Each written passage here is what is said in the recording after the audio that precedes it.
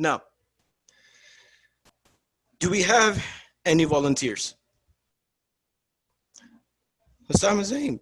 Oh, Hussam Zain, please come to the stand.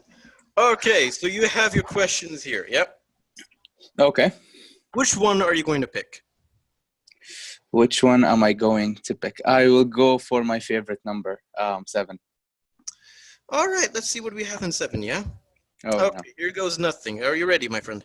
Never ready, but sure. Okay. There's your question. Is it possible to lie without speaking? Is it possible to lie without speaking? Hello, everybody. My name is Hussam Zaim. I haven't been in a Toastmasters meeting in over 6 months, and I haven't spoken in a similar time frame of that. My question was, is it possible to lie without speaking? And to keep things short, yes, very much so. Now, to explain how, sometimes a lot of people, actually not sometimes, most of the time, a lot of people go on their lives doing things where they have to interact with like other humans for their jobs, for whatever they're doing. And they simply put a smile on their face, just not because they want to, but because they have to. For example, a cashier clerk at a supermarket store, or a clown, or anybody who has to interact with anybody. You can look at them and they would like give you a smile, but that doesn't always mean that they're happy or that they're okay. Most of the time, smiles are just fake. Not in the sense that they're trying to deceive you, but they're trying to hide what's going on, or the torment that's going on inside of them from the outside world, because they want to protect everybody from what's going on inside them. Lying doesn't necessarily mean that they're trying to hurt somebody, but more it basically means that they're trying to protect themselves. So that's my answer. Can you lie without speaking? You definitely can. Back to you. Now, who else here wants to volunteer? Or are you going to let me pick? Please let me pick. Faisal Al-Malki, our area director, please come, please come to stage. Hello. Hello, I'm my back. friend. Okay, you are back. Welcome back. Okay. Now, here is your questions. All right. I'll go 1 up. So let's take 2. Okay. Number 2. What is your method of relieving stress? Your question. What is your method of relieving stress? The stage is yours, area director. All right. What is my way to relieve stress? Honestly, my brain, when it takes the word stress, it takes it from anywhere. I get stressed easily from a lot of sources. Some things will not stress me in some days, but then the next day, the moment I see it, I will become incredibly stressed for no reason. But my way to actually deal with stress is to acknowledge it. The first thing I ever do when I'm stressed is like, all right, Faisal, what's going on in your head? Why are you jittery? Why are you unsettling to yourself and to others? And then I give myself time to process it. I give myself the time I need to process these emotions or these thoughts or the stress I get. And usually, you know what? Physical stress is completely fine. You know, it heals over time. Mental stress is a completely different topic, and that's why you should give it time. Same way you give yourself, your body, the time it needs to relieve physical stress. And that's my answer to you. Thank you, Yahya Khan. However, I see someone has already done it, and that is Ahmed Al-Wahhab. Please come to the stage. Hey, good evening, everyone. Good evening to you, my friend. Okay, let me pull up the screen so that you can watch the questions, yeah? Okay. Which number? Since number 2 is taken, which was my favorite number, I'll go for number 20.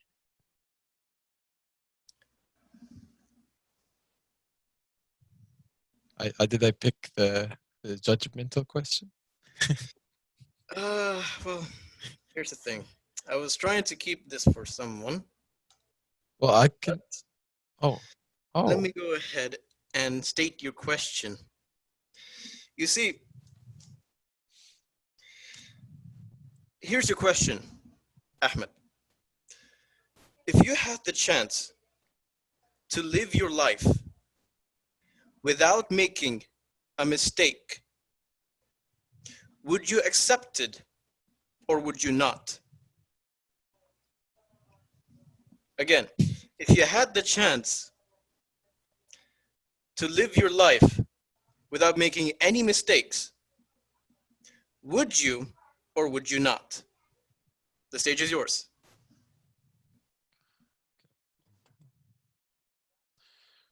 thank you very much, Table Topic Master. I'm just going to answer this very shortly. I am a person who believes in mistakes because if you do not have any mistakes in life, you don't really get to learn or experience. What is it like to have development? Well, people develop based on the mistakes that they have done. If you do no mistakes in life, you really don't have a learning process. Imagine someone who strives for perfection. He's the person who says, listen, I'm going to get everything right, everything perfect from the first time. I have no mistakes. Well, in a way, he would not know when he can develop, when he can improve. Because if he does no mistakes, then how does he know where his limit or threshold is at? You know, there's always a limit or a capacity for someone to do something. So in a way, I would not accept it for me not to do any mistakes in life because I believe that's where most of the learning process happens. And now, as a personal opinion about this, I like seeing people do mistakes because mistakes change people. Uh, this happened to me, it happened to many of my friends around me. And through that, I have seen a lot of their character development and how they changed to the better. And honestly, I think it's an experience you should not miss out on, you know? So, yes, I would gladly accept to have mistakes as part of my life. And I would gladly go through them because this is the only way I can improve. Thank you. Back to you.